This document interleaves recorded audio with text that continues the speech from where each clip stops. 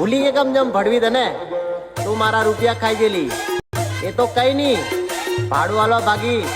પેલા સગડા વાળા જોડે સેટિંગ થઈ ગયેલી પડવી ભેણ ચોદ